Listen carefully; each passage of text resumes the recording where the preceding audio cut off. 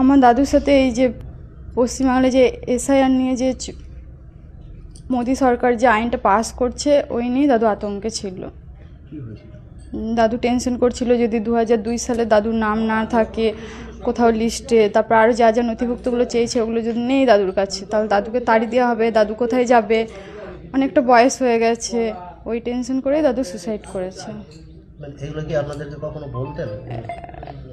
এই 2 দিন আগে ফোন করেছিলাম, তখন বলেছিল যে যেগুলো সবাই বলা বলি করছে এগুলো কি সত্যি হবে, তাহলে আমার কি হবে। আপনার দাদু কোথায় থাকতো? আমার বাবার বাড়ি হচ্ছে পশ্চিম মেদিনীপুর কোতালি থানা।